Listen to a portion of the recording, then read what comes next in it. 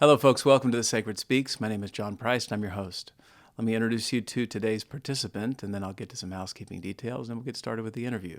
So first, today's participant is Dr. Mark Plotkin, and you can check him out all over the place, and I'll get to that in 1 second, but first let me read his bio. Dr. Mark Plotkin is a renowned ethnobotanist who has studied traditional indigenous plant use with elder shaman, traditional healers of Central and South America for much of the past 30 years. As an ethnobotanist, a scientist who studies how and why societies have come to use plants for different purposes, Dr. Plotkin carried out the majority of his research with the Trio Indians of southern Suriname, a small rainforest country in northeastern South America, but has also worked with elder shamans from Mexico to Brazil. Dr. Plotkin has a long history of work with other organizations to promote conservation and awareness of our natural world, having served as research associate in ethnobotanical conservation at the Botanical Museum of Harvard University, director of plant conservation at the World Wildlife Fund, vice president of Conservation International, and research associate at the Department of Botany at the Smithsonian Institute. Dr. Plotkin is now president and board member of the Amazon Conservation Team, a nonprofit organization he co-founded with his fellow conservationist and wife, Liliana Madrigal, in 1996, now enjoying over 20 years of successes dedicated to protecting the biological and cultural diversity of the Amazon. The Amazon Conservation Team has been a member of the United Nations Environmental Program Global 500 Honor Roll since 2002 and was recognized as using best practices using indigenous knowledge by UNESCO, the United Nations Cultural Organization. And his breadth of knowledge is, of course, deep. He has been in the rainforest, meeting people, connecting with indigenous folks for many, many years, and he has definitely been a student of the plants of the gods. And I found him to be such an incredible teacher. I'm really grateful for the time, Mark. Thank you. I'd like to direct you to his website, of course, at markplotkin.com, MarkPlotkin. And also check out one of my favorite podcasts that I've ever found, Plants of the Gods, hosted by Mark Plotkin. I'll read a little bit about that. Plants of the Gods, Hallucinogens, Healing, Culture, and Conservation is a new and unique podcast focusing on the hallucinogenic plants and fungi whose impact on the world, culture, and religion and healing potential is only now beginning to be appreciated on a global scale as never before. Unlike other podcasts relating to these issues, Plants of the Gods is hosted by renowned ethnobotanist Dr. Mark Plotkin, a Harvard and Yale-trained scientist who has been studying the healing plants and shamans of the Amazon rainforest for almost 4 decades. An award-winning scientist and best-selling author, Dr. Mark Plotkin is a spellbinding storyteller who will be speaking from personal experience and will be joined by other leaders in the field. The podcast is totally digestible. I highly recommend it. Go check it out. He's just come out with season 2, and I think the most recent episode is on mushrooms, magic mushrooms. And he started off this season 2 with a couple of episodes on hemp and marijuana. But they range. He talks about Kirari, he talks about Ayahuasca, he talks about ergot and LSD, and it is quite good. So check that out when you can. Also, look up the AmazonTeam.org. This is the Amazon Conservation Team. Tons of information for those who are interested to find it.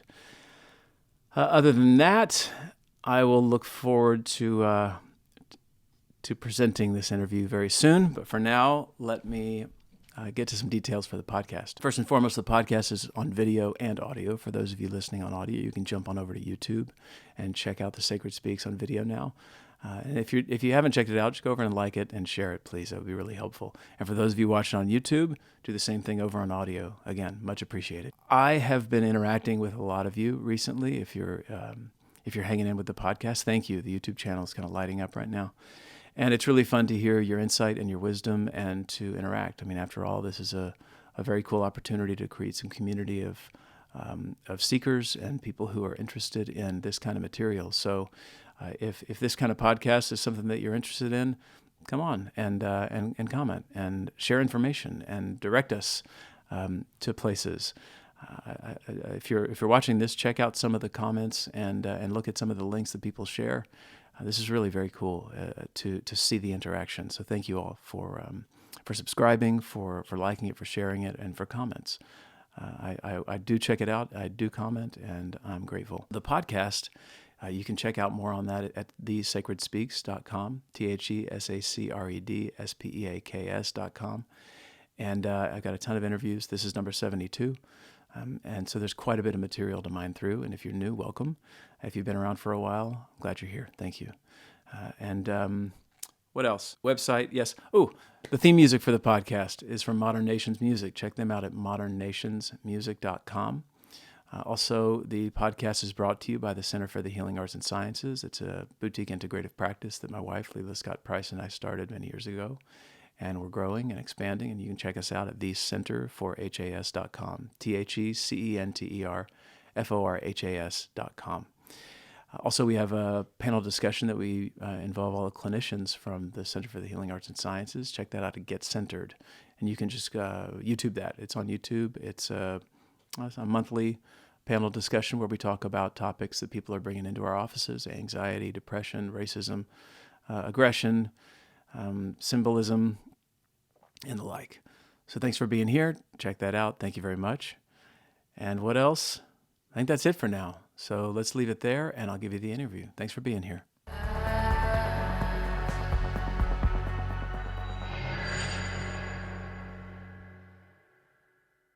I'll begin by sharing that story that brought us together. I was listening to your podcast, which we'll talk about in a bit, and I foolishly, I guess, I need to learn this, but foolishly, you started talking about ergot, and it was a great conversation. I sent Brian a message, and I said, Brian, holy shit, do you know this guy, Mark Plotkin? This is incredible. And then I kept listening, and within 5 more minutes, you mentioned Brian Marescu, and of course he said, yeah, man, we know each other. And so it's cool how everything comes together. I guess for now, all roads come through or lead to Brian in my life. So I'm grateful for that.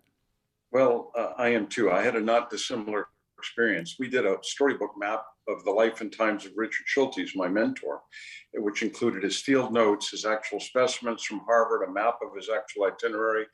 And because we wanted to honor his experience in Colombia, Banco de la República in Bogota, which is like the Smithsonian of Colombia, it's not just a bank. And I'm forever getting people saying, oh my God, have you seen this incredible storybook map on the lifetime of Schultz? Like, yeah, I co-wrote it. Yeah, I get that. This stuff happens in the internet age.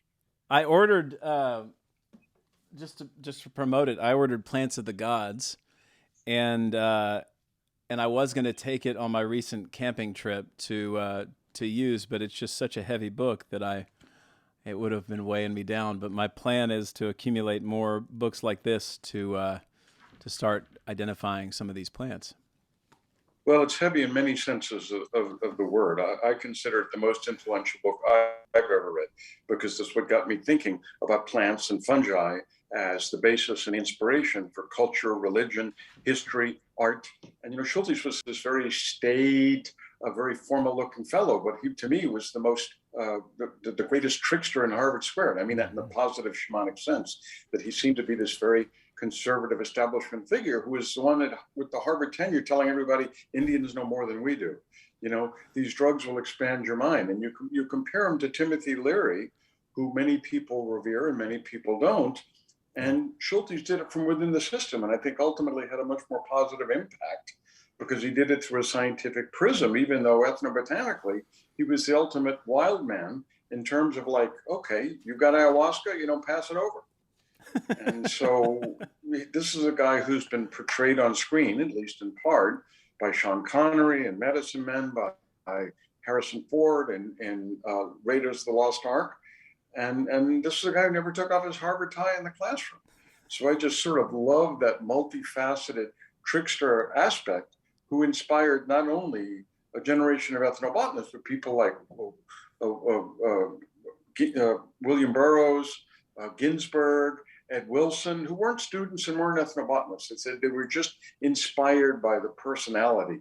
There's a better word in Spanish, the personaje that he was, the great and extraordinary character, which is really a towering figure in ethnobotany. And it was Schultz who always said, look, I didn't discover anything, okay? I didn't discover ayahuasca. I didn't discover magic mushrooms. The indigenous peoples taught it to me. which is the way it should be, right? I was just listening, I was just learning, I was just taking. I mean, this is a man who by the age of 25 had brought mescaline and magic mushrooms to the world. I mean, that's what a lifelong achievement that was. And then he went and did the first scientific discovery of ayahuasca. So this is why there's so much to learn from his example and the other people that he went on to inspire, like Gordon Lawson. Okay, Gordon Lawson never would have gone to Oaxaca without Robert Graves, who was a poet, saying, check out this guy Schultz, man. This is wild stuff. You're interested in mushrooms? Holy shit, you got to read this stuff. What year did that come out, Schultz's first work? He did the stuff on peyote in 1936, I think it came out. And then the mushrooms were just 2 years later in 38. There were two seminal papers, one in the American Anthropologist and one in the Botanical Museum Leaflets. And Schultz is always proud to say, the Botanical Museum Leaflets, a journal of very limited distribution. It was printed on a manual press in the basement of the museum. Wow. So, and then it went on to change the world. You know, like Schultz discovered Ololiuki, the hallucinogenic morning glory in Oaxaca. Okay, and when Albert Hoffman went and did the chemistry on Ololiuki, he found that it was incredibly similar to LSD. So maybe if he hadn't synthesized LSD playing with the ergot alkaloids, he would have basically done it with the Ololiuki alkaloids. And Schultz, who had this very droll sense of humor, said, yeah, I published this in the Botanical Museum Leaflets, and nobody read that paper for 20 years. And then all of a sudden, they couldn't keep morning glory seeds on the shelf in Berkeley, California. Well, I'm assuming that's because in the late 50s, that's when that Wasson article came out, and that kind of brought things more into the populace. Is that totally? Well, yeah. The Wasson Life article, which everybody who hasn't read should read, was essentially 1955, and there's a discussion ongoing in the psychonaut community, in the ethnobotanical community, about if we're in the psychedelic renaissance, when did it start? Okay. When did it start? Was it Schultz in Oklahoma with peyote? Was it Schultz in Oaxaca with the mushrooms? Was it Wasson in Oaxaca with the mushrooms? Was it Timothy Leary in Harvard Square? You know, was it Brian Murrah Rescue's great book? I mean, you know, years later, it's obviously all of these things, but what marks the start? So, I mean, we're living in incredible times. I mean, Michael Pollan's book is on the bestseller list. Totally. Brian's book is being read in divinity schools. You know, how exciting. That the world is coming to realize what guys like us have been realizing for years, if not decades, or shamans millions of years, some would say. But there's a downside to this. And my pal Tim Ferriss pointed that out. Like, well, if all of us white guys want to take peyote, that doesn't really leave much for the guys in Texas and Oklahoma, Texas and Mexico, or the native church all the way through the Midwest. So what we should be doing is taking San Pedro and leaving the peyote to the indigenous peoples for whom it's a sacrament. Well, that was the question that came up as you were talking about that, is the concern. There's a shadow side to this becoming. I saw two articles recently this week in People magazine where it was a kind of celebrity figure. I think one of the something on Housewives. People send me this stuff. I'm sure you get sent this stuff all the time. Like, look at this shit. They're talking about it in People. Right. And right. So two people are talking about these transformative ayahuasca journeys, and I don't want to be like some kind of an elitist asshole, but you know, it is like, oof. What are your thoughts? I know.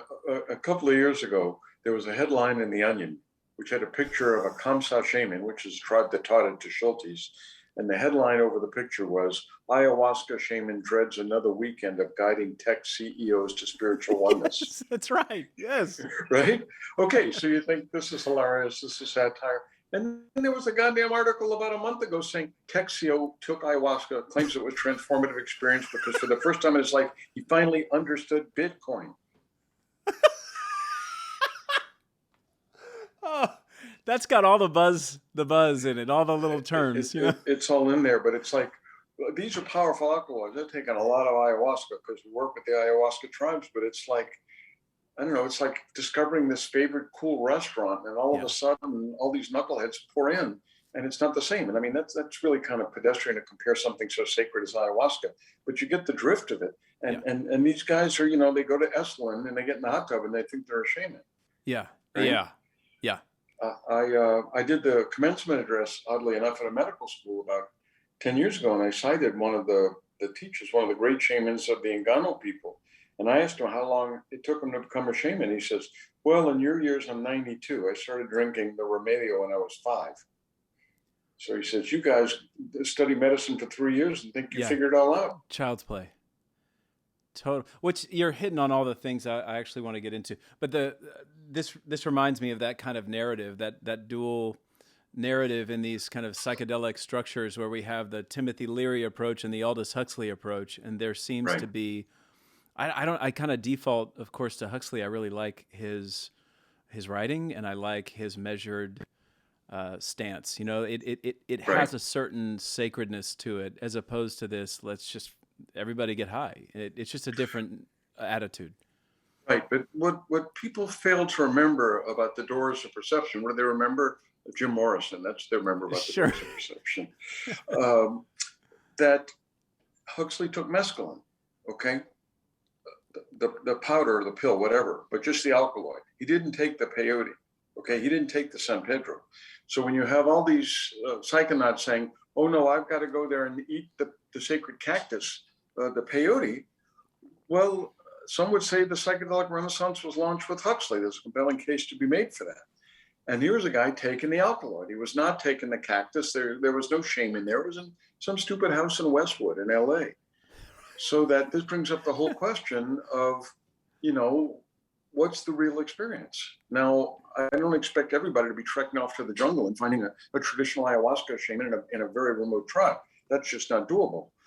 However, I totally reject the idea that a doctor or a nurse or a guide can give you psilocybin in a laboratory and have the same effect as a shaman in all cases. Right. Now, we all know people who bought ayahuasca off the internet and tried it and had a wonderful healing experience. And we also know people who had a pretty terrible time.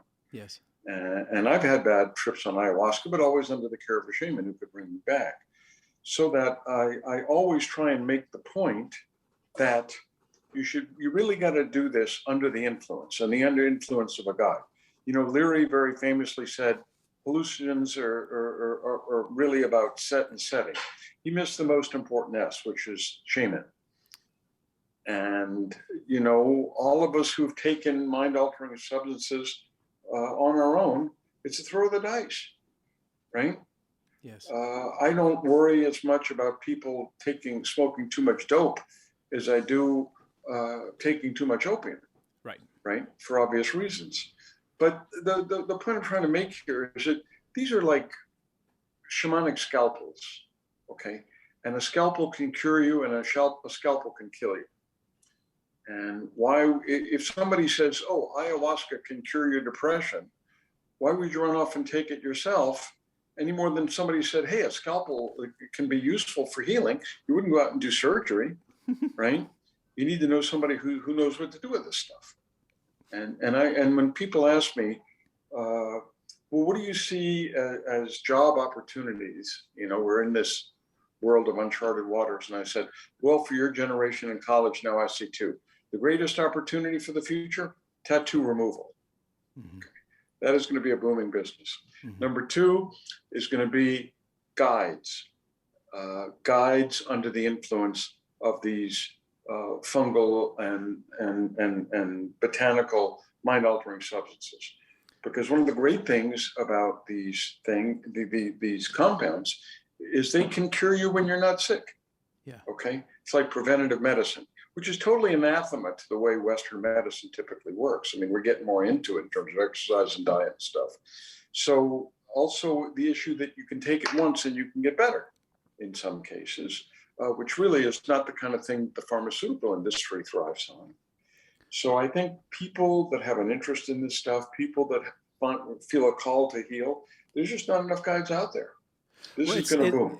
It's interesting that you're mentioning that. The two things. The first thing is that I'm actually going in the opposite direction of tattoos, so I'm not going to support them. I'm getting more of those things as we go. You know, the second one is, I'm the consumer. I've got a PhD in Jungian psychology. I'm a psychotherapist. I've been looking to. I've been talking to all these folks in this arena, from Tony Bossis to Bill Richards to Right. Jeff Kripal to Brian Marescu. Like, this is the territory that, and when Tony and I were talking about it, it's in particular the way it's coming in is, of course, for palliative care. But I see I just see a lot, you know, with what I do as a psychotherapist. Right. I notice that I feel bound often by certain ethical issues, because our culture is not set up to have these kinds of opportunities. And so if I make a recommendation for somebody to go out and meet with somebody and do psilocybin, I don't know where to put them, other than, you know, you got to go down to Peru, you know? So I'm certainly one of those people who is a consumer, and Brian and I have been talking about this, Tony and I have been talking how to become a guide in our culture that makes sense, where I don't need to have to jump over to something else. So you've actually just summarized so much of what I wanted to talk about in thinking about our conversation today. But I want to back up and kind of start to be surgical about how we get into this. So this actually gets to one of the first questions, which is, and maybe we should back up even further. Would you give us like a 5 or 10 minute ethnobotany 101 and just help orient us in what that is in the first place for the listener's benefit? From the time our species arose, and obviously earlier, we had to figure out how to survive. So the immediate needs are going to be food, shelter, water, medicine. Now, 3 of those come from plants. So what ethnobotany is the study of the relationship between plants and peoples. Now, there's a reductionist view which says ethnobotany is about scientists picking up their plant press, heading into the jungle and working with tribal medicine.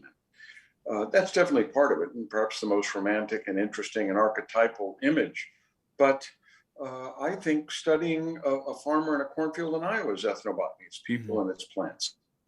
But the fuse is lit now. The Amazon is being destroyed faster than ever. Tribal cultures are coming into contact with the outside world faster than ever. And unlike in China and India, where they've been writing down their knowledge of medicinal plants for thousands of years, the indigenous peoples of the Amazon don't have a traditional written language. And so the race is on to save the knowledge and the plants, because you can save one without the other, but obviously it's not the same. You can do high throughput screening where you set up a lab and run all the stuff, and is it good for diabetes, is it good for cancer, is it good for depression? But isn't it better to look at the table of contents where you're trying to find something in a long and complicated book? And the indigenous people's wisdom is that table of contents and that index. There's very, very, very few compounds that have come from nature that were found in blind screens. One of them was cyclosporin, which is an immunosuppressant used in organ transplant surgery. That was a blind screen. Taxol, an anti-cancer superstar, was found in the Pacific U in a blind screen. But my buddy Jim Duke, the late Jim Duke, was talking to the local tribes people, and they said, yeah, of course we use that for medicinal plants. Nobody asked us. So we might have got to it sooner. So the point here is that nature is the ultimate source of healing. And I don't just mean alkaloids and plants. I'm talking about spiritually and ethically, and clean air and clean waters all tied together. But also that the indigenous peoples have to be considered as a part of it, not only to find this stuff, but to steward this stuff. But it has to be done in a way which benefits them and us, because in the past that was never the case. Well, and latched onto that, would you also speak a little bit about what you're doing currently with the Amazon Conservation Foundation, and then we can dive into specifics? Yeah, I'm an ethnobotanist by training, and I and my partner Liliana Madrigal, a Costa Rican protected area specialist, 25 years ago, set up the Amazon Conservation Team, amazonteam.org, to specifically address what we were calling biocultural conservation. In other words, 25 years ago, 25% of the Amazon was in national parks. 25% of the Amazon was indigenous lands, but nobody was working with the Indians to help them protect their land, their rainforests, their rivers, and their culture. That is what we set out to do. And at this point, a quarter of a century later, we partner with over 100 tribes, mostly Amazonian, but not solely in the Amazon. We work with the Kogis, some of the most traditional and spiritual people in the world. They live on in northern Colombia. And one of our key approaches is mapping, ethnographic mapping, where in revolutionary terms, we don't make the maps. We teach our indigenous colleagues how to make the maps. We teach them how to use the GPS. We give them the satellite imagery, but they make the maps. It's the ultimate act of empowerment. It's a perfect marriage of indigenous shamanic wisdom and 21st century technology. Okay, good. That's current. Now let's go back in time. So your book I have here was in 92, 91. What is it? That's my first book, Tales of a Shaman's Apprentice. Yes, here. And That's it. I'll talk about in the intro. So it is a mix of, sociology and anthropology and, like Indiana Jones and like Jim Morrison. And, I cannot tell you how much I enjoyed reading this text. I thought it was so marvelous. I was breathing it, I was like, I went camping this past weekend, so I was in those spaces with you, and it was pretty magical. So to go back, you were talking about Schultz earlier. And so you show up at school and you see this. You have an interesting story here, though, because you didn't go a typical route of school by any means. Could you speak to that for a couple of minutes? Yeah, my Jewish mother says I like college so much I crammed 4 years into 7. That's right. My wife wishes I did that. I did like 15 years of college. Holy shit. But I had the great good fortune to stumble into Schultz's classroom. I was working as essentially a gopher at the Harvard Museum. I was a college dropout, and I just fell into the spell of this guy who went off to the jungle in 1941 and went native for 14 years. I mean, romance, adventure, naked people, hallucinogens. What's not to like? That's great. Yes, sign me up. Exactly. So I'm still at it. So how did you contain yourself where you were having to do the kind of typical jumping through the hoops of doing all the prerequisite classes and all that, yet you already had this connection with not only the museum and this massive figure Schultz? How'd you deal with that?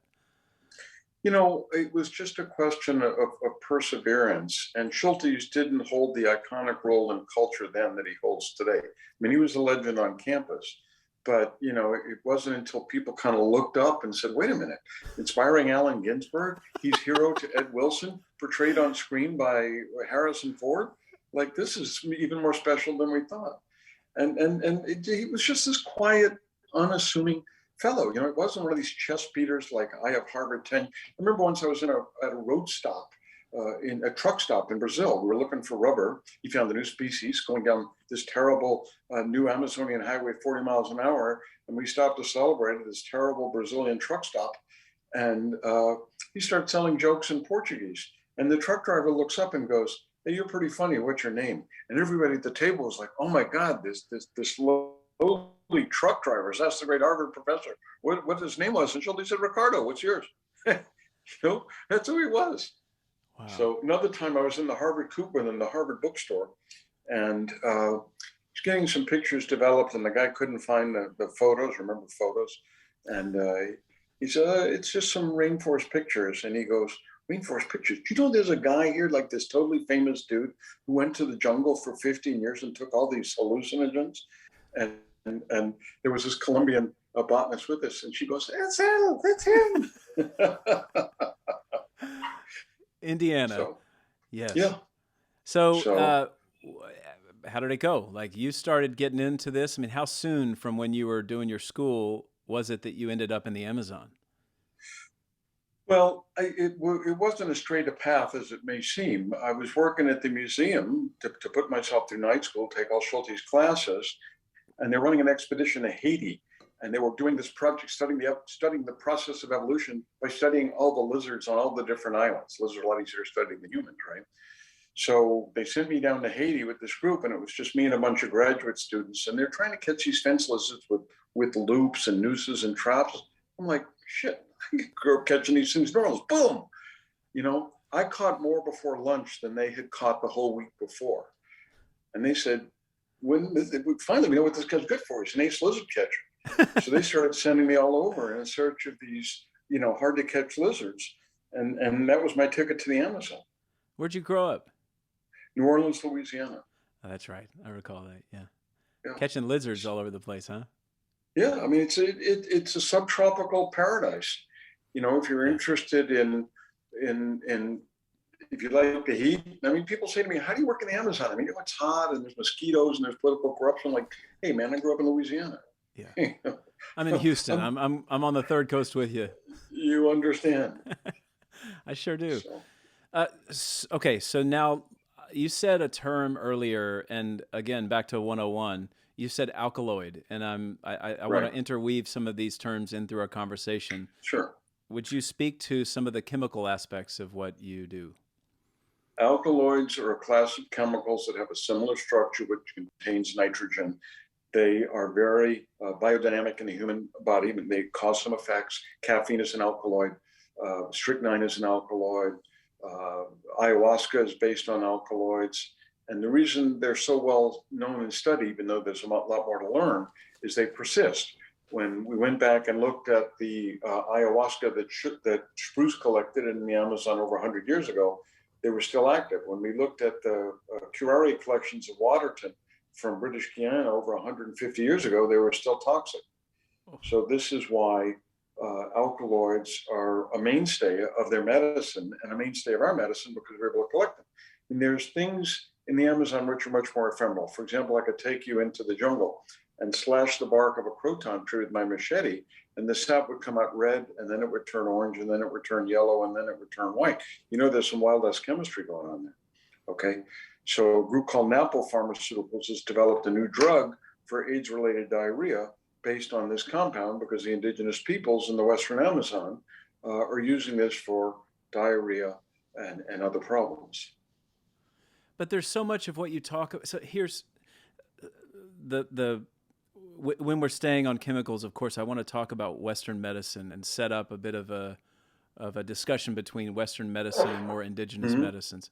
Mm-hmm. And it seems to me like what Westerners tend to do is we want to go down to the forests and extract and bring things back. So we're Right. miners, right? We mine the territory and bring it back over here. Right.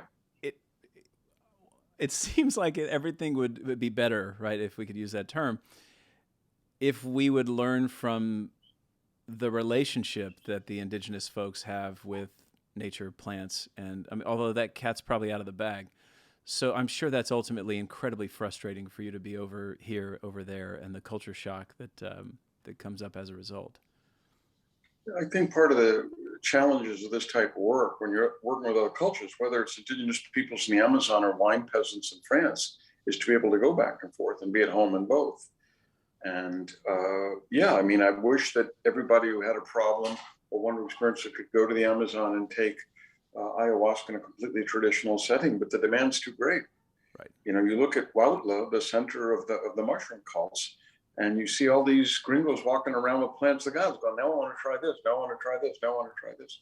That's not exactly honoring the sacred, but you have to understand and respect their need for knowledge or healing, because Western medicine or Western spirituality is not meeting their needs. There was a tweet the other day by a veteran who said, how do we get people back in the church? And I said, entheogens, right? Yes. Which fits in with Brian's thesis. And there was a great quote from a guy, an anthropologist who worked with the Native American church. And he said, the Indian goes into his teepee, no, the white man goes into his church and talks about Jesus. The Indian goes into his teepee, takes peyote, and talks to Jesus. Yeah, why don't we have religious experience? Right. And of course, the point of Brian's wonderful book, The Immortality Key, is we've lost that was in Christianity, right? And that when you're not taking ergot with the little wafer, you're not seeing the blood on the line. Okay. But you know, I don't want to pick on Christianity here. Since Brian's book came out, they found marijuana on an altar near Jerusalem. So that the Jews were using these mind-altering substances as well. Now, when you find marijuana on one altar in Israel, or when you find ergot in one chalice in Catalonia, does not mean that, you know, at the Last Supper, right, that the Holy Grail was full of ergot. But I just reviewed Brian's book, and I pointed out, if this is true, and the only way to prove this is to search for the Holy Grail, which is the Holy Grail. Carl Ruck has a different theory. Carl Ruck's talking about all the mushrooms that were in all those he's got Christ or Christ-like figures doing communion with mushrooms, and the fly agaric is the Right. Well, people said Ruck's thesis would never be tested, and then Brian came up with the chalice. It's radical, right? So Ruck is living the good life, and that yes. All these people who dismissed him, and he proved to be an ethnobotanical Cassandra. He's humble about it too. He's got a nice kind of humility. When I was really propping him up and saying, "Man, you're right," and he's like, it's really nice to see. Well, he's had a long time to digest it. I only met him once at the inauguration of the Watson Library at Harvard, and he struck me as a brilliant guy, and time has proven him right. Yeah. I mean, it's nice to live long enough to see that when everybody said you were full of shit, they were wrong and you were right. That's right. I spoke with him post heart surgery, and he was just as. He sent me 5 PDFs of books he's written in the last few years. I mean, the guy's just a literary fountain, just still coming out with all this stuff. So, okay, well, let's back up. Can we do that? Can we look at? I love that you brought spirituality into it, because I definitely want to get to that. I'm very interested in the religious and spiritual nature of the indigenous communities in South America. But can we explore Western medicine and Western spirituality, and then compare that or look at it in relationship to the indigenous folks? Sure. I think that we have lost a spiritual aspect. You could say it's because we don't take mind-altering substances in church or synagogue or the mosque. And remember that all religions have some sort of mythological aspects. Moses talking to the burning bush, or Muhammad ascending to the heavens on a magic steed. And ethnobotanists would say, yeah, I know where that happened, how it happened, what they took to make it happen. Yes. Some would consider that a sacrilege. And so I don't want to make it seem too dismissive, like either you agree that Muhammad took ayahuasca, or I don't want to hear from you. People do have spiritual experiences with no drugs. And sometimes it's fasting, and sometimes going off in the desert, and sometimes it's dancing or trancing or whatever. So the idea that if you don't do hallucinogens, you can't get to this special place, but it's a lot quicker. Okay. So over the course of time and over the course of culture, hundreds of thousands of years, all kind of crazy stuff might have happened that we can't explain through the prism of Western religion or science. But I remember a particularly interesting conversation with Schultz, where he was teaching a class called Plants of the Bibles, and he talked about the origin story of this one tribe in the Colombian Amazon, that humanity originated in the Milky Way, and they came down in the sacred canoe, which contained the 4 most important plants: coca, ayahuasca, cassava, and something else. And after class, this woman came up and said, "Hi, this stuff is just such gibberish, I mean, where do they come up with this nonsense?" And he said, "Nonsense, huh?" He said, "You mean like a snake chasing a naked man and woman to a garden with an apple in his mouth?" That's what it's funny. I just presented on this. Ruck, in his book, The World of Classical Myth, the first 2 out of 14 is number 1. It's something like every culture has a myth, and they call it reality. And other cultures' myths they call false or not true. So it's always that juxtaposition between, we do have that kind of spontaneous nature to have a certain mythology, but then we look at others and say, oh, not that. This one's right. I think this sort of tribalism is in our DNA, and this accounts for racism. Yeah. That, it's just the otherness, the other tribe, what they know is stupid, what they know is wrong. I work a lot with the trios in Suriname, and I started working with the trios, the Southwestern trios, which is where most of the book is set. And then when I went to the Northeastern trios, and the same tribe, different subtribe, different village, and they're like, man, those guys are thieves. They're going to steal you blind. They didn't even talk trio right. I mean, what a bunch of losers and crooks. And I got over there, they were just as nice as the other people. Then I went to work with the trios across the border in Brazil, and they're like, dude, you got to be careful with those trios, man. They're just a bunch of bums. And this said to me that, we're just kind of born and bred to be distrustful of the religions, of the people, of the colors, of the belief systems. And most of this is nonsense. Most of this is nonsense. It's interesting to me, and this is probably the romantic side, I know it is, of me, that says, when these substances in particular, the entheogenic substances, they get, to use kind of westernized language, the ego's out the door. Right. And so that thing, that differentiating thing inside of us, that organ of orientation that says, you and me, it goes away. So you would think on some level there would be this kumbaya harmony, but in fact, through your book, there is a lot of war. There were a lot of really shady things, and in particular, the competition amongst shaman, where they're fucking with each other, and you're like, guys, totally. what's happening? Yeah. No, I was working with a shaman in Oaxaca, and the great shamans of the Mazatecs are basically women. There's only one other group that I know that to be true in the world, which is the Shipibos in the Peruvian Amazon. Uh-huh. And I said to this woman, I said, look, I'm really interested in diabetes. I'm Jewish, a lot of diabetes in my family, my religion. Do you know anything for diabetes? And she said, sure. And I said, would you be willing to share it with me? And she said, sure, but on one condition. One condition. Sure, what's that? She's, don't tell that shaman next door. She'll steal my secrets. Like intellectual property rights, totally. Compensation. It's like, no, just don't share it with the tone of her thing. So it's just the human condition, to be a bit suspicious, to look down on other people, to not want to share with other people. And at the same time, there's this empathetic impulse in most of us. So, it's like Walt Whitman, I contain multitudes, man. This just totally embodies that. Well, and this is what my friend Jeff Kripal has talked about publicly, but we've also talked about it in different spaces, that there's a certain romantic morality that people project onto these substances, as if you take these things and then you're a moral person, and it's just not that way at all. I wish it was. And the idea that everybody in the world should drink ayahuasca, I have no problem with. But I read a really troubling essay called Lucy in the Sky with Nazis. Yep. That some of these far right people are totally into this, and it's part of their cult. Right. And like I said, it's like the scalpel can be used for good, but it can be used for evil. So this idea that, we're all going to take these drugs and go to Haight-Ashbury and take our clothes off and dance in a circle, it's a little simplistic. That's right. Well, again, that's the romantic kind of freedom from whatever enslaves us. And of course, I'm projecting here, but the Nazi has one idea of what is enslaving, and the hippie on Haight-Ashbury has another idea. True. We're going to get different issues there. True. But I like to emphasize, and I do this in my podcast, Plants of the Gods, and I try and do it in every episode, which is that these are plants that can heal, and these are plants that can hurt. Yeah. Okay. I have people say to me, well, it's a natural substance, so it's got to be better than a synthetic substance. Really? Like strychnine? Yeah. This idea that, well, what could go wrong? The thing says take 3.5 grams of the mushrooms. I'm a tough guy. I want to take 5. Doesn't always have a happy ending, right? No. Yeah, except I do like if you are in a community that is mindful of something like integration. Right.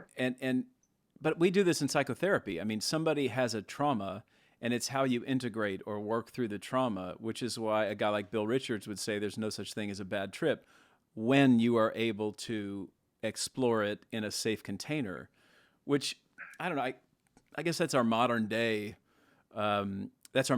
interpretation, or rather our modern day healing ritual that we have. You go to the psychotherapeutic container, and there hopefully you can process through whatever came up. It's a hell of a lot different than going to a shaman, I imagine. Right. But let me tell you what the shamans have told me about what afflicts us. One of the guys said to me, you know what kills white people? And I said, no, what? He says, worrying about worry. Yeah. Okay. Stress. What's the cure for stress? I mean, I'm not a physician, I'm not a psychotherapist, but I haven't run across a cure for stress in Western medicine. And he explained to me, he said, this is what trauma is. When you're 7 years old and you fall down and you hurt your knee, it gets better and it stops hurting.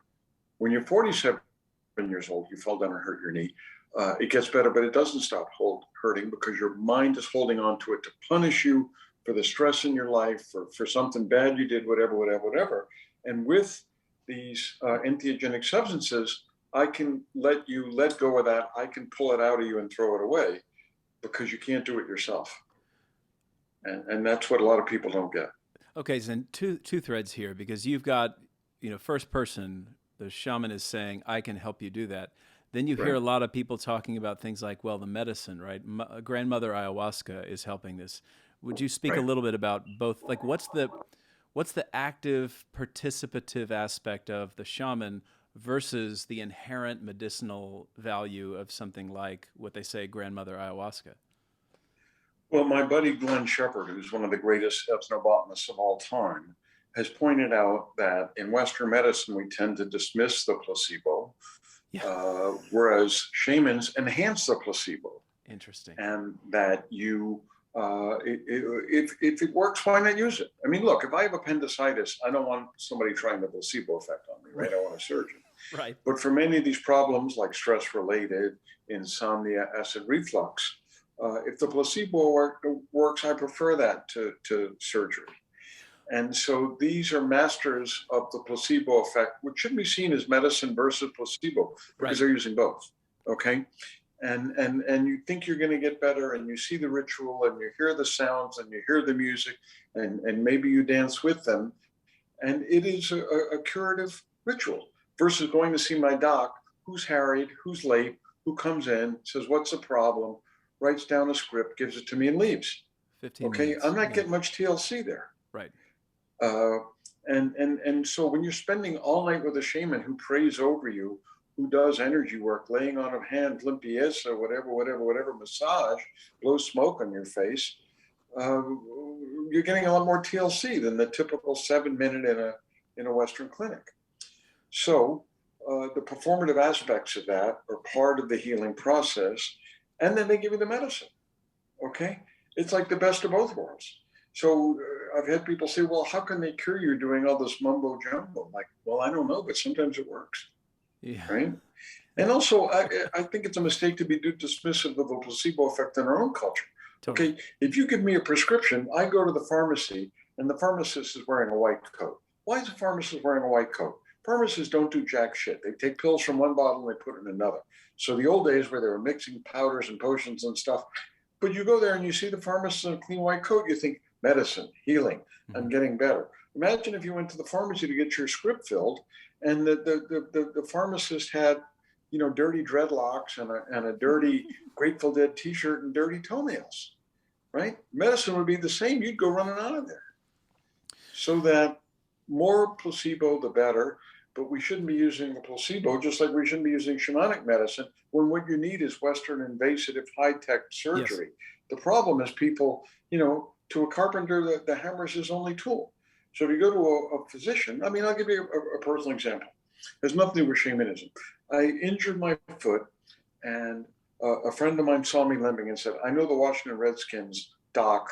He does this stuff all day. Go see him. Nobody can get to see him, but he's my pal, and I'll get you right in there. And I go in there, and he's like, okay, we'll schedule surgery on Tuesday. I'm like, well, what do you mean? He's like, yeah, I'm going to operate. I'm like, well, aren't there any alternatives? He said, I'm a surgeon. This is what I do.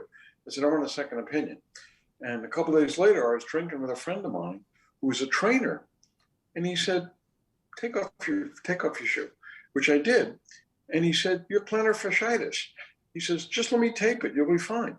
In severe cases, more right. In-depth type of stuff is done. But he taped it and I got better. Now, who would you rather be treated by? Who would you rather be cured by?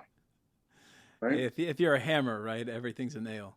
Exactly. Yeah. So that the medical office of the future, if we get this right, is going to have the shaman, the doctor, the masseuse, the music therapist, the pet therapist, the psychotherapist, because no one person can do all of it. Well, that's our practice. I'm running that practice. My wife and I. Okay, you're ahead of the game. But the problem is these guys don't know anything about other systems of medicine. I've never had a physician say you really need to see an Ayurvedic physician for this. Okay, or they know anything about plants. It's changing because of the demand and the realization that a lot of this stuff works, but we're not where we need to be. Well, it feels like we're having a dinner conversation with my wife. She's an acupuncturist, and so we're consistently talking about, or she is, right in this lane. We're consistently looking at how nature heals and how most of our issues is that we have a lifestyle that gets in the way of our natural healing, and we also aren't connected with places that look like the background you got right now. And that's in Japan they're like prescribing forest walking, or it's like Just get That's into great. some trees, like get Yeah. away from all this shit. Yeah. I got it. So, Yeah. go on. No, there's a great cartoon I stumbled across recently, which has a bunch of anthropologists coming into an Amazonian village and they have a box full of iPads and cell phones saying, "We're here to give you technology. We'll be back in a month with antidepressants." Yes. Yes. God. Yes, it's that way. I say this a lot, and I probably say it a lot on the podcast, is that I like my windows and my light bulbs, but there's a cost. And it does what I think this conversation about Western medicine and spirituality is, that there's a separating or differentiating factor. And what I heard throughout your book was, what was that really good? Oh, yeah. It was the myth that you presented around Kirari with the monkeys. Would you share that? Yeah.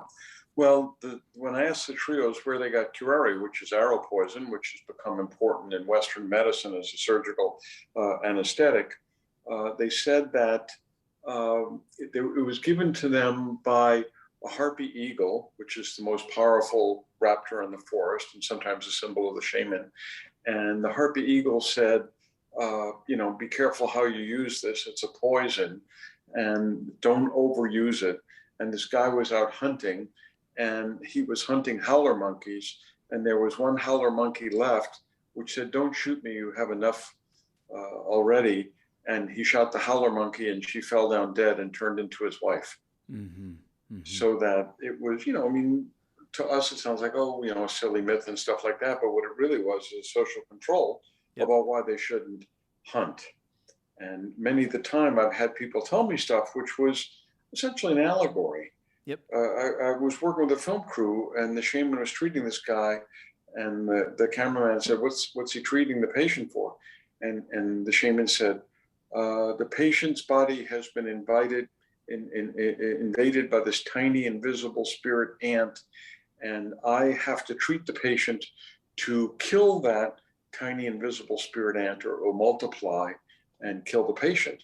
And when I translated this for the cameraman, he said, "What a bunch of bullshit." And I said, "Really? Because it sure sounds like a bacteria to me." Yes. Yeah. That's somebody, this may be bullshit. You can probably correct this, but I heard this a long time ago that sage, burning sage, kills airborne pathogens or something like that, which was like, yeah, of course, you're using it to eradicate the invisible world, demons and spirits. But all of these herbs have essential oils, and essential oils are antibacterial. So when you see those people with the plague doctors from the Black Death in medieval Europe with these big beak masks, the beaks contain flowers. Flowers have essential oils. Essential oils kill bacteria. Bacteria cause the Black Death. So this is another example of us in 21st century high-tech society thinking, what a bunch of primitive nonsense. Yeah. What elitist shit. We're just superiority all over the place. It's such inflation. Yeah, well, we turn out not to have all the answers, it seems. Yeah. Okay, Western spirituality. What do you mean when you say that? Well, we were all raised in some religion, almost all of us. And then does it speak to us? I mean, there's declining attendance in synagogues and churches and mosques all over this country. Every year they seem to be closing churches in Rome, which is the epicenter of Catholicism, because people aren't going. Well, why aren't they going? Is it because they have Game Boys? Or is it because they have big screen TVs and want to watch sports? Or is it because this stuff doesn't speak to them in the way that it used to? I think it's some combination of all of those. But all of us who've had experience with these mind-altering substances have had spiritual experiences. And if you read Fantastic Fungi, or see the film, this fabulous documentary, great film. Many of the people who take psilocybin once say it was one of the greatest experiences, if not the greatest spiritual experience of their life. So this is where they came up with the term entheogen, releasing the God within. And this doesn't argue that we should all be taking trips on hallucinogens and not going to church. It's not that simple. But this argument that Brian makes in his book is that maybe we need to combine them somehow to give people that deep spiritual experience, if just going to church and taking communion or making a bar mitzvah is not speaking to their soul, literally. Well, what I heard you say is that I need to go to church this Sunday under the influence of a bunch of mushrooms. Is that? I'm saying that it should be an option that is on the menu. Of course. It should not be a requirement. And when Brian says that, if you stir a little ergot into the cup, you drink the wine and you eat the biscuit, and you definitely see the blood and the body. That's probably more likely to happen than just have such a deep belief that you get it that way. And that's not to say it should be one or the other. Some people have such deep belief that they don't need any mind-altering substance. All I'm saying is there should be room for this. It shouldn't be one versus the other. How do we come up with a holistic whole? How do we teach the golden rule? I think that it's easier to do that through mind-altering substances than not. But you can use mind-altering substances for bad things as well, as we just touched on. Yeah. So it just needs to be on the buffet of life choices, whether it's for medicine or spirituality. The shamans would say, what's the difference between medicine and spirituality? That's why shamans can sometimes cure things that physicians and psychotherapists cannot, right? Because they're the religious leader and the doctor at the same time, and the psychopath, the person who leads souls to the underworld, and the weatherman, and the bringer of luck, and the protector of the game animals. So and this the is predictor like, of war, yeah. Yeah. I mean, this is like a spiritual Swiss Army knife. It's a multi-use tool. This is great. Multi-use tool, exactly. So I had two things there. One, you started to hit on it, but it seems like, I had a story. I went to a funeral once of a colleague of mine who completed suicide, and she was obviously very depressed, scared, overwhelmed, and ended her life. And I went to the service with my wife, and there's a Christian, I can't remember what kind, Church of Christ or something. And the person didn't mention, the priest or the pastor didn't mention suicide once, but what he did say was, don't ever look within, go to the book. And I think that's a fundamental difference where many are taught to go look outside at this kind of intellectual, literary, like it's written down, even though it says don't worship false idols, but something kind of feels like an idol there.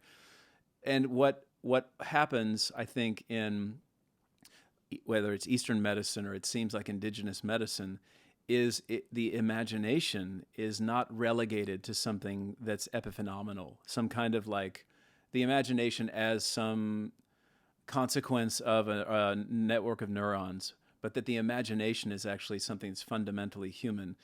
So subjectivity is immense, and so one's experience of their reality is kind of the mode or the area or arena in which something is operated upon. So can we also now venture into, we've talked about Western spirituality.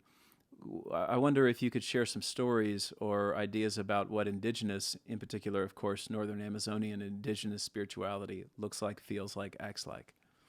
Well, people say that taking these types of substances allows them to be in touch with the cosmos, whether it's the spirit of ayahuasca or the spirit of the river or the spirit of the trees. I was with a shaman from Suriname in Malibu, of all places, and we were just taking a little hike, and he goes, look at that stuff, that's good for your knees. And I said, no, it's not. And he said, yeah, that's good for your knees. And I said, you've never seen that plant before in your life. That does not occur in Suriname. He says, I'm a shaman, the plants speak to me. Yes. Okay. So they're listening on a different level than we are. And they know things that we don't. Doesn't mean they know everything. No shaman I know can cure everything, but they can cure things sometimes that we can't. But getting back to the point of spirituality and looking within, looking without. Look, I'm a Jew. My ancestors wrote the Bible. Okay. It's a great book, lots of great lessons. Yep. It speaks to a lot of people on a very deep level. People have been healed by reading the Bible and following the lessons and so on and so forth, but not everybody. So I don't understand if somebody is so depressed they're going to take their life, you would tell them, don't look inside. Okay, The Bible has all the answers. The Bible doesn't have all the answers. Neither does looking inside. Neither does ayahuasca. Neither does opium. I think we should have all of these things available in a way that benefits all of us as much as possible. Easy goal to lay out there.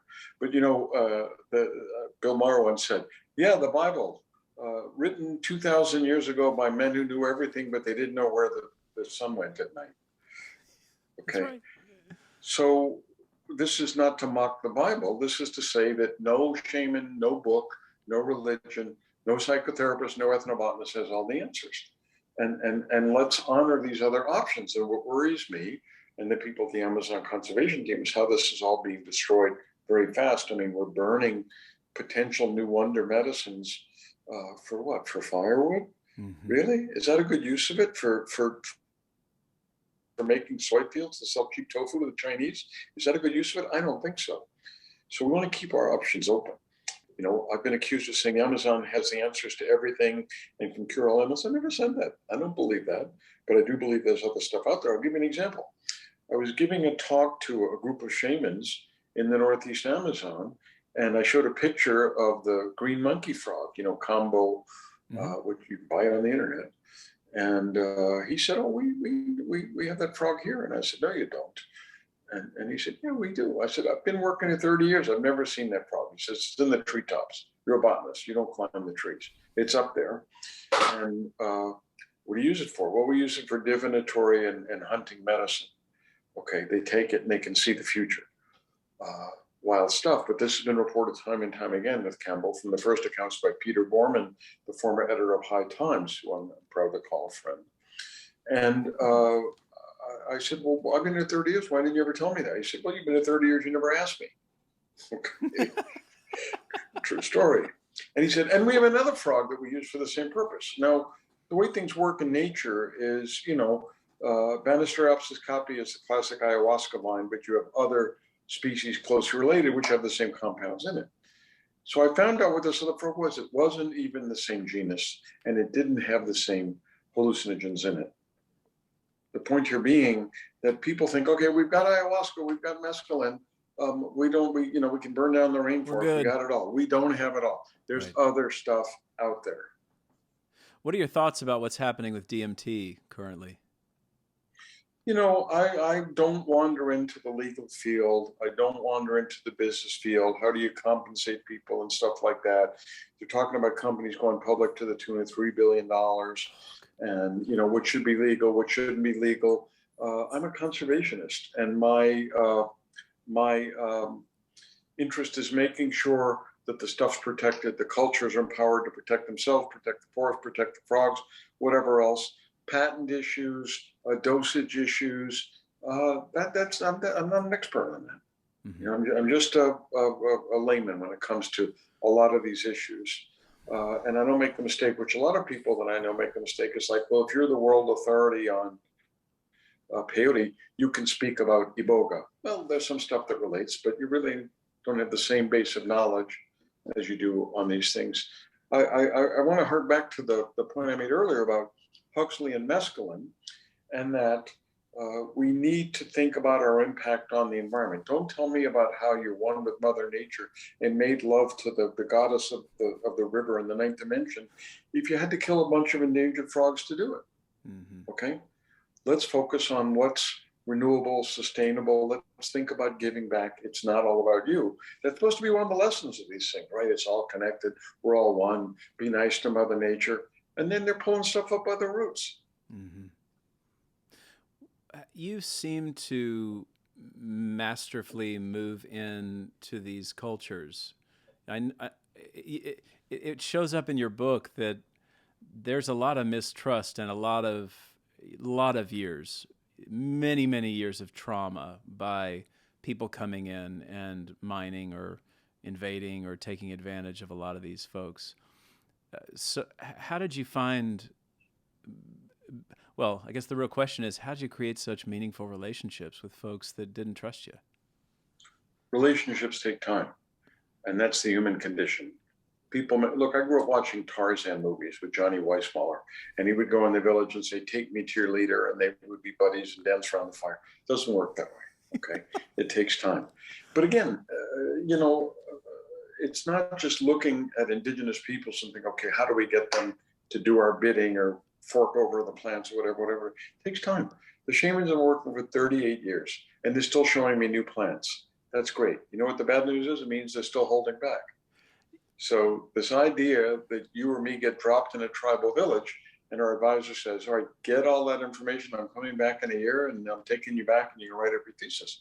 You can't do it. Okay, you can't do it. You cannot earn trust and friendship based on just meeting somebody and sticking around for a while. Look, imagine you walk into a bar and somebody comes up and says, how much do you have in your 401k? You tell them to get lost, right? Or nobody in a bar says, let me tell you about my sexual fantasies. I'm having these really weird dreams. You know, it just doesn't work that way. Tell them you're a psychotherapist and you'll get plenty. Yeah, but then you get charged, right? That's right. So this idea that I just keep going back to the same places, and when I go to new places, it's by the invitation of the indigenous peoples. There really is a jungle of grapevines. So the tribe to the west wants to do mapping, and the tribe to the east wants to have a Shaman's Apprentice clinic. That's really the way to earn trust, gain trust, and build on that trust. There's no formula where you walk in and give them an iPhone 10 and they'll tell you the cure for diabetes. Right? I'm reminded of that story you shared, and I'm going to mess up the tribal name. Starts with a Y. And you went to meet the scary medicine man that ended up being a friend, it sounds like, where it was the scene where you were asking for plants and he wasn't giving up anything, but then you started to say, tell that, will you? That was the shaman of the Wayanas, who turned out to be a classic threshold guardian. You know, threshold guardians, I mean, it's like the guardsman in The Wizard of Oz. When Dorothy killed the witch, she thought the guardsman would kill her, and they became rallies on one knee saying, Hail Dorothy. Yep. And so here was a guy that everybody was scared to death of, that he had supposedly killed the shamans of the next village in a dream. It's really quite scary. And they made me come in their house and lock the door and stuff like that because his spirit was roaming the village. And when I got there, I met the guy. I mean, he was one of the most frightening characters I ever met. And I knew I just had to work at building trust with him. So I spent a lot of time in the bush with him. He, wouldn't share anything. And everybody said, he's the man, he's the man. And then finally, I remember something Schultz had told me. And he said, sometimes you point out medicinal plants from home, gets them going. So I said, yeah, check out this plant over here. And he says, yeah. And I said, we use that in the States for toothache. Well, this was BS because the plant doesn't occur in the US. He goes, huh. And then another one, I said, this one we use for earache. And he said, And then another one, I said, we use this for aching knees. And he said, no, everybody knows that's for skin infections. Okay. So that just kind of broke the ice and got him going. And we became friends after that. He became a great teacher and a mentor. But, you know, the typical white American, you know, you want to get there, you're in a hurry, you need the information, you think it's all transactional. You know, if I just give this guy enough flashlights, he'll do whatever I tell him. That's not human nature. Mm-hmm. No, it's not. But it makes me think about how important the relational dynamic really is. And it brings up this question, and I just had this thought about, I forget where I read it, but it was either in one of Ruck's books or Amon Hillman. They were talking about lying in Greek. In ancient Greece was very different than we view it. And that occurs to me in these communities. Lying is not viewed in the way that we as Westerners view lying. I mean, it's more of a kind of social gatekeeper, you know, like I'm just telling you what you need to know, and it's not lying. I'm just not, you're not ready. You're not initiated. You're not a part of the community. You know, in New Orleans, you have a lot of great storytellers, and lying is part of that, right? Just exaggerating and telling a good story and maybe changing the punchline to make for a better story. So that this idea that all lying is bad. You know, lying is a way we don't hurt people sometimes. Oh, I didn't see your email, or I wrote you back, and it must have got stuck in your spam filter. So there's lies with a small L and lies with a big L. Big L, yeah. And it's like, you know, fiction. How can you teach people through fiction? But some of the greatest lessons through fiction or through movies or stuff like that. So this idea of what's the truth, and then you look at Rashomon, and you've got 7 versions of the truth, and everybody saw the same thing. So that I just like this idea of storytelling as a way of teaching, instead of saying it's got to be a scientific paper in technical terms, or you're not teaching anybody anything. that approach I reject. What are your thoughts? It just occurs to me. What are your thoughts about what's happening in the U.S. with COVID? Well, I put out a tweet the other day and said, can someone explain to me why Americans don't get polio anymore? You know, I mean, I'm from the polio generation. My mother was scared to death. And then fortunately, when I was a kid, the polio vaccine came out. And the idea that vaccines can never hurt you is too simplistic. But when you look at the record and you look at the politicization, it's ridiculous. This isn't about politics, this is about human health. And I have the impression a lot of people who are telling people not to get vaccinated are vaccinated. Now, I'm not a public health official or a politician, but I don't see why human health is a political issue. You know, doctors on the battlefield, whether it was in the trenches in World War I or whether it was in the Middle East, you're not supposed to ask the patient, are you Republican or Democrat? Right. You know, you're supposed to be helping sick people. It's immaterial. So I regard this whole COVID thing sort of like I regard environmentalism, which was never a political issue. I mean, what people need to remember is environmentalism was invented by a Republican, Teddy Roosevelt. Right. Okay. The second greatest environmental president we ever had was another Republican, Richard Nixon. Endangered Species Act, Marine Mammal Act. So why is this a Republican or a Democratic issue, whether you get vaccinated or don't get vaccinated? You know, and so COVID is teaching us a lesson, which is it's not nice to screw with Mother Nature. Yeah. You know, whether you believe the escape from a lab story or whether you think it came from a bat or a pangolin, it's screwing with Mother Nature that causes it. This is a conservation story first and foremost. Stop cutting down the rainforest. Stop jamming wildlife in fetid conditions in markets, because bad stuff comes from it. And that was my read on the monkey story that we talked about earlier. You know, you're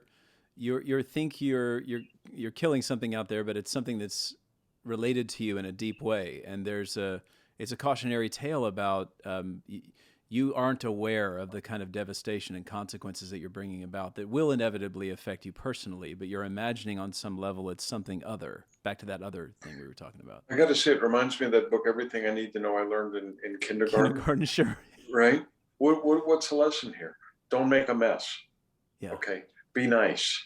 Yeah. All this talk about intellectual property rights, it's good manners, right? Mm-hmm. Don't cheat people, right? Be fair, share. And these are lessons that you can dress up in academic terms and make it seem complicated. I think it's pretty straightforward in a general way. You know, don't destroy Mother Nature, because Mother Nature is going to be here long after we're gone. Yeah, and she gets pissed. And she takes her revenge, of which COVID is one example. Yeah, you know, yes, she does. Okay, I want to be able to let you talk about where you want to direct people and any other kind of slender threads that are hanging out that we need to tug on, any stories or thoughts that occurred to you throughout our conversation. Yeah, just two things. One is that I have a podcast out. It's called Plants of the Gods. We just launched the second season, which focuses on cannabis. First issue is how cannabis is as American as apple pie. Great episode. I listened to it twice. Thank you. Second one is Hemp, the Fiber That Binds America, and points out that the U.S. Constitution and the Declaration of Independence were written on hemp paper, the rough draft. And the third one is called Jews, Jazz, and Joints, Marijuana and the Invention of Jazz in New Orleans. So the whole point of this podcast is to give the perspective of an ethnobotanist and how living with people whose whole lives are based on plants, you know, food, fiber, weapons, hallucinogens, has provided a different perspective, and then use a very Schultzian approach. Schultz would always say that the problem with history is written by historians, some of whom can't tell a palm tree from a pine tree. Mm-hmm. And that is why it's often overlooked. For example, in the episode, The Ethnobotany of Warfare, I pointed out that the American Revolution was not fought over tea and the Boston Tea Party, it was fought over tall timber, because at the time there were no composite materials, so that the British needed the tallest, straightest trees in the world for their ship masts. He who controlled the biggest, tallest trees controlled the oceans. He who controlled the oceans controlled the world. And so the Americans realized that the British had cut down all their tall trees and that we had the white pines. and that they were mining the colonies for those white pines. And the Americans realized correctly, if we took control of those resources, we could rule the world, and which we did. And we built the Navy, which basically, beat out the British Navy. And that these aspects of our culture and history, which are very much tied to plants, not just hallucinogens, are really kind of undertold in the history book about the fact that marijuana came into this country through my hometown of New Orleans. And that's why jazz was created there. and that people don't realize this. I mean, I've read many history books on jazz, and they just don't get into this part of the story. So that Plants of the Gods is talking about how we need to have a newfound appreciation for how these plants and fungi and frog thing got us where we are, and what's the future going to be, and why that involves conservation. Because conservation is not about plundering Mother Nature for the next hallucinogen or cure for cancer, whatever. Mother Nature needs to be stewarded well, and that a better appreciation of the utilitarian aspects of Mother Nature should give a better appreciation for the ethical and spiritual aspects of conservation, which all of us who really care about these things and done a lot of these entheogens typically get, but not everybody does. Well, and that brings up this last question that I really wanted to get to, which was, what's the deal in your estimation with the Western prohibition on substances? Because through your podcast, you continually say something like, all cultures, all throughout time, everywhere, try to alter their state of consciousness. So what's the rub? Andrew Weil, who was actually a student of Schultz, that a lot of people don't realize, said that everybody everywhere likes to alter their consciousness somehow, and that 5-year-old kids will spin in a circle until they're dizzy and fall over. That's what they're doing. That's what that's all about. Yeah, wee. Okay. When Muhammad outlawed alcohol, the Muslims moved into hashish. Mm-hmm. Not all Muslims, but this is the thinking. And one of the ironies is when Islam outlawed alcohol, the greatest physicians at the time were these Muslim physicians, and they invented the distillation process so they could distill wine down into something which is smaller and more efficacious, which is the invention of hard liquor. So that, ironically, these people who prohibited the use of wine, who had a hand in inventing wine, ended up creating distilled alcohol. These sort of unforeseen things that come out of this stuff. But we all know that stuff like tobacco and alcohol, which we kind of think of, not really a problem yet, it's dangerous and addictive, but it's legal. But marijuana, I've got to be careful there. Like I point out in my marijuana episode, if you give 4 guys unlimited alcohol, they'll get into a fight. If you give them unlimited marijuana, they'll start a band. Okay, that's true. If they're going down the highway drinking, they're tearing down the interstate at 120 miles an hour. They're going down the interstate smoking, they're going 15 miles an hour. I was in my first band at 15 years old. Okay, well, you know this from the inside. I didn't like to fight. But how can we learn from the examples of alcohol and tobacco, which are highly addictive and dangerous in excess, as we move towards potential legalization? Because Colombia is now considering making coca legal. To me, coca is one of the greatest drugs. I love coca. I love to chew coca. I love Bombay coca powder. It's the world's greatest diet drug. You don't get tired. It gives you a nice feeling. It's not like taking amphetamines and stuff. But there's a downside to it, which is cocaine is very addictive. Yeah. So as we move forward, what can we learn from the example of alcohol and tobacco and marijuana, which is still evolving, right? Mm-hmm. Now people are moving to make psilocybin legal. Here we are in the belly of the beast, Washington, D.C. We just passed a law to make it legal. So good things are happening, but there's a downside that I'm not an expert in. You're a psychotherapist. You know more about the dangers than I do. But again, it's a double-edged sword. But we want to make this more available to people on an as-needed basis, but in the hands of people that know what they're doing, and not think that, opium, it's a natural product. What could be the harm in that? Well, Mark, thank you so much for this incredible time reading your work. I will continue listening to that podcast. For a guy that's interested in what I'm interested in, it is one of the Good. perfect resources. Good. I will look down below. You'll check all the links for those listening for Sure. These podcasts and whatnot. And I'll probably include a number of links to some of the papers you referenced too. Good. Thank you. But thank you so much. Yeah, my pleasure. Let me just say one thing. Sure. Here at the Amazon Conservation Team, this approach to biocultural conservation is all about protecting these plants, these fungi, these animals, these cultures, because there's lots they can teach us, not just in terms of hallucinogens and mind-altering stuff, but sustainable agriculture and trying to repair the climate, trying to steward Mother Earth better.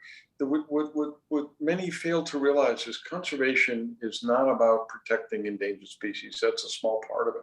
It's about protecting ourselves. It's about better medicine, industry, agriculture, spirituality. That's the holistic approach. And that is ultimately what will succeed or fail, not a reductionist approach like, oh, this guy's got a magic frog, let's bring it back to the lab, and too bad about climate change Right. and frog extinction and indigenous people losing their lives. The shamans say it's all connected. I believe that. Well, thank you. Okay, thank you.